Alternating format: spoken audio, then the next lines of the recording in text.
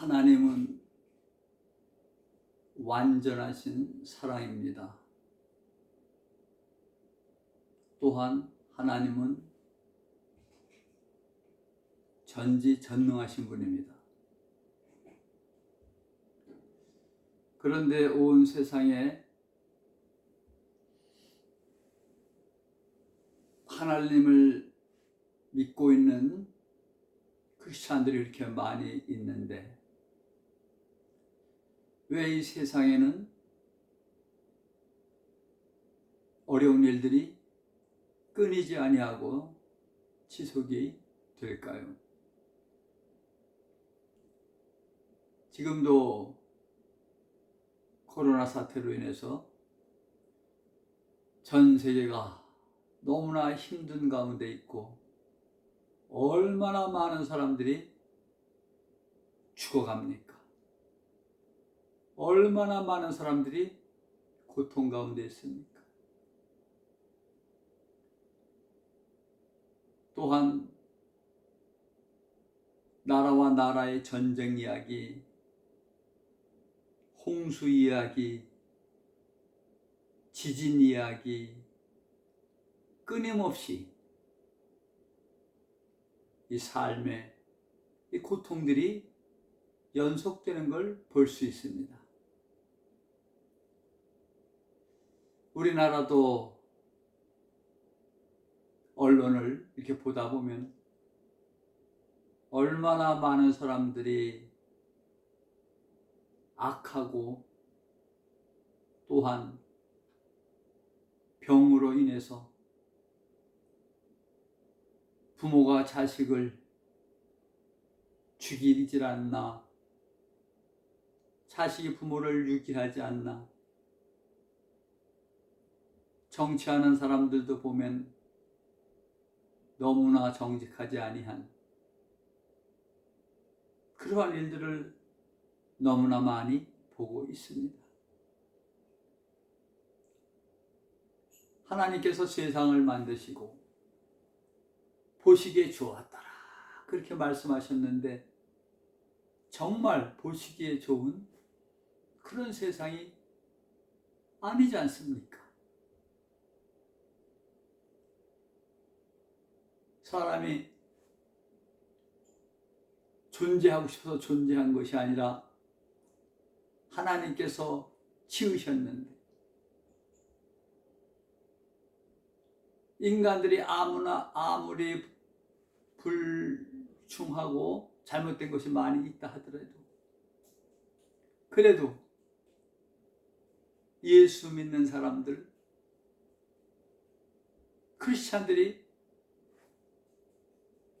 전 세계에 얼마나 많이 있는데 그 많은 사람들의 기도를 주님이 왜 외면하시는가? 이런 부분을 한번 생각해 보려고 합니다. 하나님께서 사람을 왜 창조하셨나요? 성경에 나와 있듯이 하나님께서 찬양을 받기 위해서 만드셨고 또한 사람으로 인하여 하나님과 교제하고 하나님은 사람에게서 예배를 받고자 그렇게 사람들을 만드셨잖아요. 오늘도 주일인데 얼마나 많은 교회가 코로나 때문에 많은 사람들이 모여서 대면하며 예배는 드리기 힘들지만은 좀 소수라 하더라도 또 아니면은 화상으로도 많은 사람들이 예배를 드리고 또한 새벽마다 깨어서 기도하며 하나님 이 고통을 속히 하감해 주시길 원합니다. 그 간절한 마음으로 얼마나 많은 사람들이 기도를 하고 있습니까?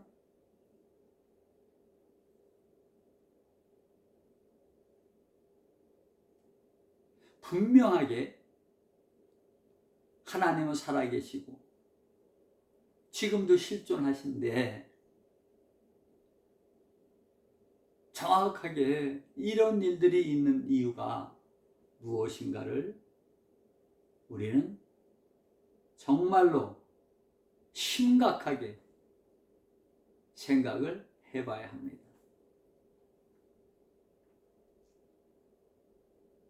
그 말씀, 하나님의 말씀 중에서 거기에 대해서 아주 적절하게 있는 말씀이 성경에 분명히 있습니다. 시편 51편 16절과 17절을 보면은 다윗이 고백을 하는 것인데 이렇게 고백을 하는 말씀이 있습니다. 주는 제사를 즐겨 아니하시나니 그렇지 않으면 내가 드렸을 것이라. 주는 번제를 기뻐 아니하시나이다. 하나님의 구하시는 제사는 상한 심령이라. 하나님이여 상하고 통회하는 마음을 주께서 멸시치 아니하시리이다. 아멘. 이러고 고백을 합니다. 이 시편에 있는 말씀, 51편에 있는 말씀은 다윗이 영장으로 한 노래인데 선지자 나단을 통해서 다윗이 밧세바를 범하고 또한 그의 남편 우리아를 죽게 만드는 그런 과정을 통해서 나단 선지자가 다윗을 만났을 때 책망을 하죠.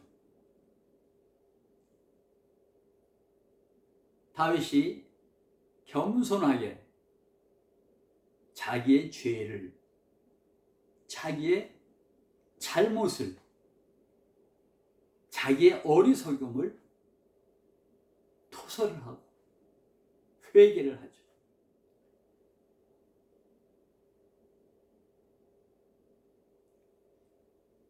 우리가 생각해 봐야 할 것은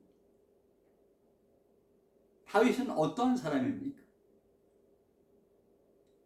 사울 왕에게 임했던 하나님의 신이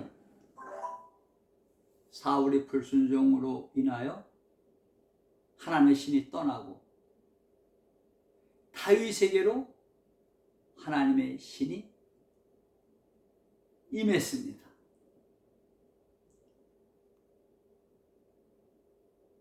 성령께서 임하셨다는 그러한 말씀이죠.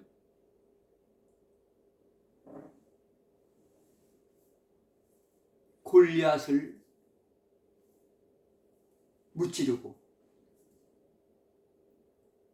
이스라엘의 왕이 되며 얼마나 하나님을 기쁘시게 하는 삶을 다윗이 정말로 잘 살았습니까? 그래서 성경에서도 예수 그리스도에 관해서는 아브라함과 다윗의 자손 예수 그리스도의 세계라 이렇게 말씀하면서 다윗을 하나님께서 예수 그리스도의 족보에 확실하게 들어간 아주 하나님께 잘 쓰임받은 사람이잖아요. 여기서 다윗이 다윗 나름대로 하나님을 정말 잘 섬겼죠. 그런데 오늘 본문에 있는 말씀은 하나님께서는 제사를 즐겨 아니하신다 그래요. 지금으로 보면 예배죠. 하나님은 예배를 받으시려고 사람을 만드셨는데 하나님께서는 제사를 즐겨 아니하신다 이렇게 고백을 합니다. 다윗 당시에 하나님께 제사 드리는 그러한 민족은 이스라엘밖에 유대밖에 없었잖아요. 그런데 그 예배를 즐겨 아니하신다 이렇게 표현합니다.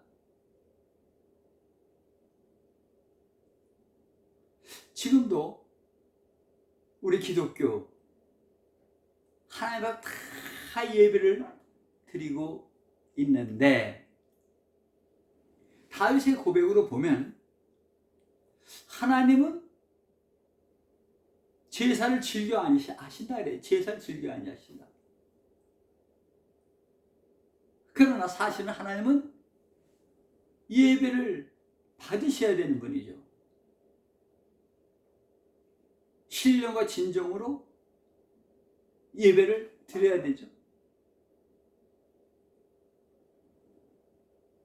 이스라엘 그 당시에도 얼마나 다윗이 정성을 다해서 그 당시에 제사장과 대제사장과 더불어서 얼마나 하나님 앞에 예배를 잘 드리고 제사를 잘 드렸겠어요.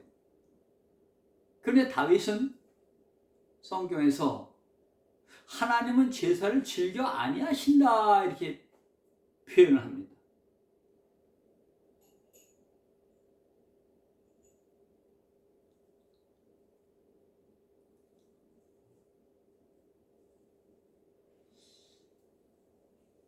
자, 하나님이 제사를 즐겨 하신다면 내가 드렸을 것이라, 예배를 드렸을 것이라.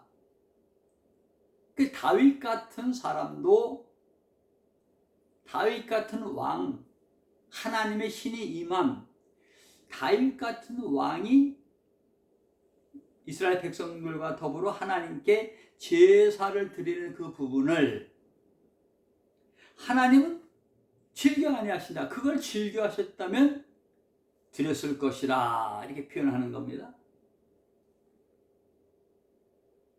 또 그 다음 말씀이 뭡니까? 주는 번제를 기뻐 아니하시나이다.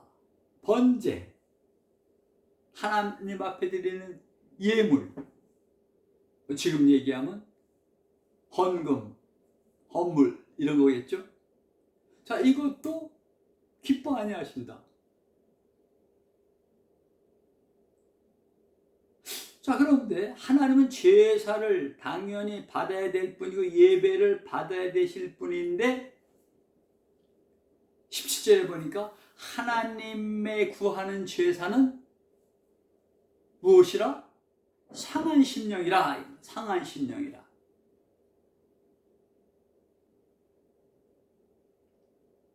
하나님이 구하시는 제사는 상한 심령이라. 자, 하나님은 영이시니 신령과 진정으로 예배를 드릴지어다. 요한복음 말씀 있죠? 자, 그런데 다윗 나름대로 신령과 진정으로 예배를 드리지 않았을까요? 아마 최선을 다해서 드렸을 겁니다.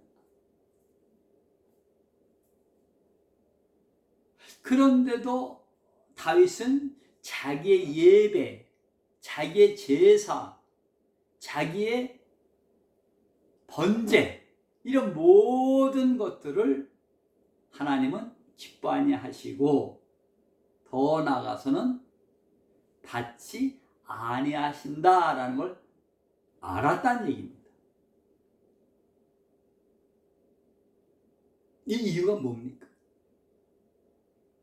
아브라함과 다윗의 자손 예수 그리스도로 우리에게 죄사함과 생명을 주시기 위하여 하나님이신 그분이 이 땅에 오셨을 때에 그 과정에 아브라함과 다윗의 자손으로 오셨잖아요.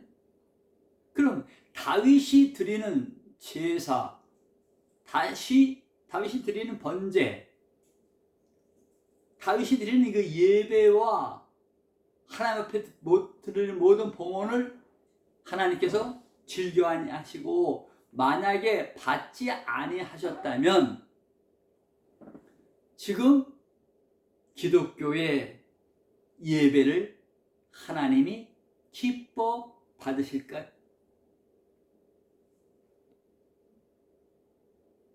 하나님께서 정말 기뻐 받으신다면 수많은 교회에서 수많은 사람들이 기도하는 모든 그 기도를 들으시고 코로나 사태를 잠잠케 해주시고 세상의 많은 어려운 부분들을 그 기도를 함으로 인하여 해결이 되셔야 하나님께서 기쁘게 예배를 받으신다.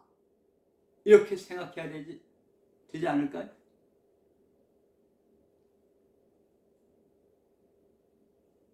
그러니 우리는 겸허하게 아하, 하나님께서 지금 우리 기독교에 예배를 즐겨 아니하시는구나, 예배를 받지 아니하시는구나, 이렇게 절감을 해야 되는데 어찌하든지 예배를 드리는 것을 좋아하실 줄 알고 많은 사람이 예배당 가서 예배 드리는 것을 자꾸 원하고 정부에서 너무 모든 것들을 참 막는다 이런 표현까지 막 하고 그렇잖아요. 여기서 중요한 부분은 알아야 된다 이게. 엘리야가 하나님 앞에 간절히 기도했을 때 3년 반 동안 비가 오지 아니하다가 또 비가 오게 하고 엄청난 역사를 이루고 의인의 강구는 역사하는 것이 크다라고 말씀하잖아요. 그런데 왜 그 많은 기도를 하고 그 많은 크리스찬이 있는데 이런 일이, 왜 이런 안타까운 일이 계속 지속되는가?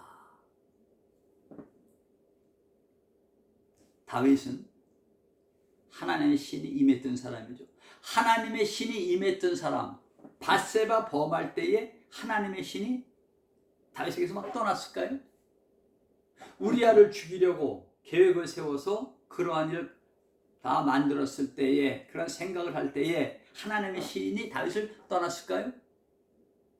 아닙니다. 왜냐하면 나중에 다윗은 하나님의 신이 자기에게 떠나지 않게 해달라고 하나님께 기도하잖아요. 계속 다윗에게 임해 계셨다는 이야기잖아요.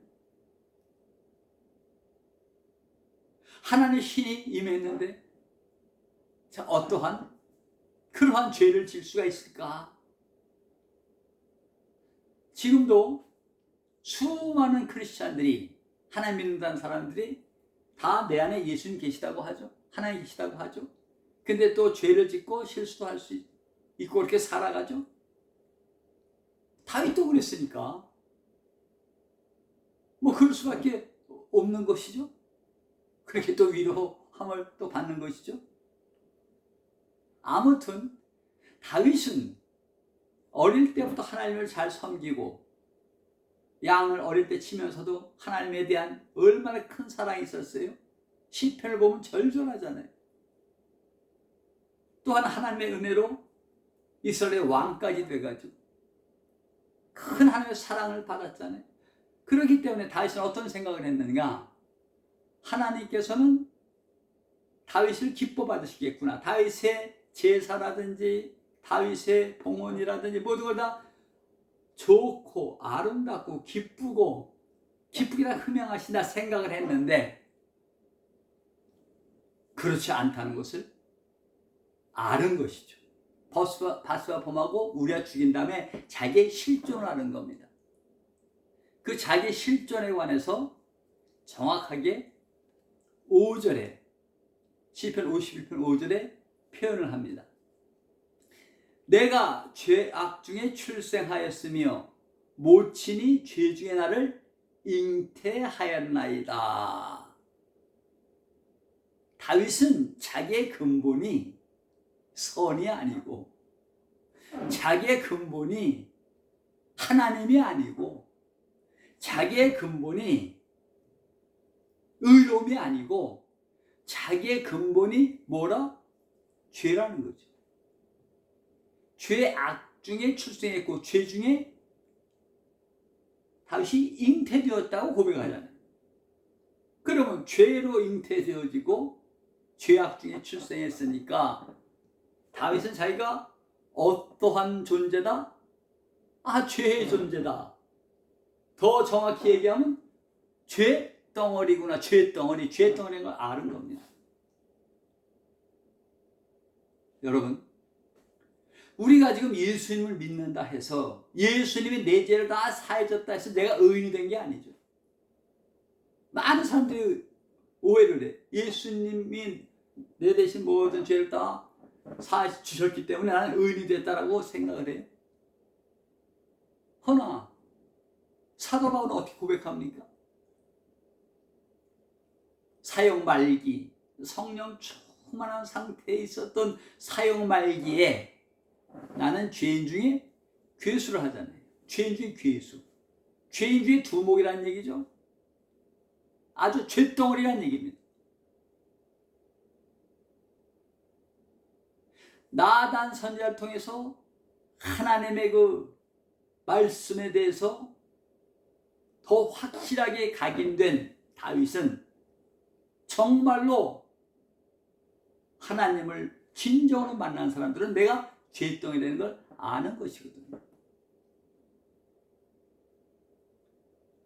그러면 왜 다윗이 그래서 상한 심령 됐는가? 이것을 몰랐을 때는, 자기가 죄덩이라는 걸 몰랐을 때는 자기가 최선을 다해서 하나님 앞에 예배드리고 제사드리고 또한 봉헌을 하고 번제를 드리고 하면 굉장히 기뻐하실 줄 알았는데 왜 기뻐하실 줄 알았습니까? 다윗이 옛날엔 내가 하나님 나 사랑하시는구나. 내가 대단한 존재구나. 언제나 하나님은 나에게 행복을 주시고 나에게 복을 주시고 난 또 복받을 만한 사람이고 난 행복해도 될 사람이고 이렇게 생각하고 살았는데 자기의 근본을 보니까 무엇이더라? 죄덩어리다. 죄덩어리. 하나님께서 예배를 받으실 때에 하나님께서 제물을 받으실 때 흠 있는 걸 안 받으시죠? 하나님이 예배 받으실 때에 정말로 죄인들이 예배를 받으시는 건 아니거든요. 하나님이 구하시는 제사는 그런 게 아니란 말입니다. 다시 말하면 나의 실존을 알아서 나는 죄덩어리이기 때문에 하나님 앞에 담대히 나가서 예배를 드릴 수 있는 존재가 아니구나. 하나님 앞에 나가서 제사를 드릴 수 있는 존재가 아니구나. 이것을 뼈저리게 알았기 때문에 어떤 심령이 되어졌다? 상한 심령이 되어진 겁니다. 상한 심령. 하나님께서는 상하고 통회하는 마음을 주께서 멸시치 아니하신다. 상하고 통회하는. 내가 어떠한 죄를 져서 통회하는 것도 통회하는 거지만 그 전에 내 실존이 죄덩어리이기 때문에 통회밖에 안 되는 거죠.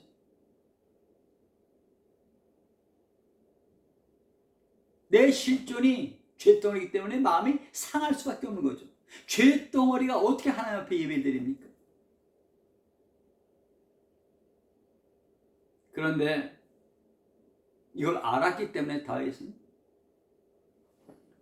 다윗을 통해서 다윗을 하나님 마음에 합한 자가 되어지고 다윗을 통해서 예수 그리스도까지 하나님의 그 계보가 계속 연결되잖아요.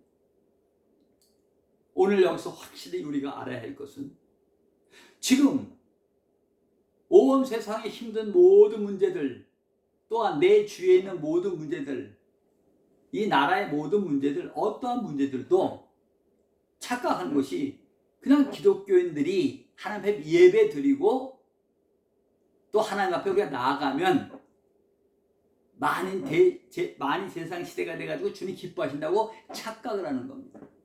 하나님의 신이 임했던 다윗도 자기의 존재를 실존을 뭐라고 합니까? 죄덩이라고 하죠. 여기서 우리 분명히 알아야 할 것은 지금 우리 기독교에서 드린 예배가 그저 기복신앙, 하나님을 잘 믿으면 내가 복 받겠지. 근데 예수님은 심령의 복을 말씀하시면서 마음이 가난해져야 되고 의를 표발을 받아야 된다고 말씀하시죠. 주님은 율법을 폐하러 오신 게 아니라 완전케 하시려고 오셨죠. 결국은요, 분명한 건 뭐냐? 우리가 잘 알다시피 죄덩어리인 나는 하나님 앞에 예배를 드릴 수가 있다 없다? 없는 겁니다. 이것 때문에 상한 마음이 생겨야 된단 말이에요. 이것 때문에 정말 통회하는 마음이 생겨야 돼. 그런데 예수님께서 정확하게 길을 보여주셨죠. 진리를 알려주셨죠. 생명을 우리에게 참 생명을 허락하셨죠. 하나님이 받으시는 예산은 사실 흠이 없는 예수님의 제사, 예수님의 번제 이거밖에 안 받으시거든요. 그것을 성경 분명히 갈라디아서 2장 20절에 내가 그리스도와 함께 십자가 못 박혀 죽었나니 그러지 이제 내가 산 것이 아니라 내 안에 그리스도께서 사신 것이라 이렇게 말씀하죠. 결국은요, 믿음이 뭡니까? 너희가 믿음에 있는가 너희 자신을 시험하고 너희 자신을 확증하라. 너희 안에 예수 그리스도께서 계신 줄 너희가 스스로 알지 못하느냐? 그처럼 너희가 버리운 자이라. 고린도후서 13장 5절에 있는 말씀이죠. 자, 내 안에 예수님이 계신 게 믿음인데, 자, 그리스도와 함께 내가 십자가에서 어떻게 해야 돼요? 죽는 것이죠. 자, 죽은 자가 예배드릴 수 있나요? 죽은 자는 예배드릴 수가 없죠. 내 안에 그리스도께서 산 자로 계시죠.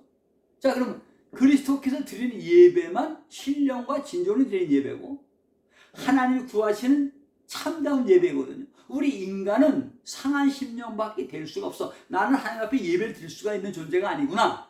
그런데 사람들은 하나님 앞에 예배를 드리면 너무 하나님 기뻐할 줄 알고 그것으로 치닫기 때문에 코로나를 비롯해서 엄청난 재앙을 지금 받고 있는 중입니다.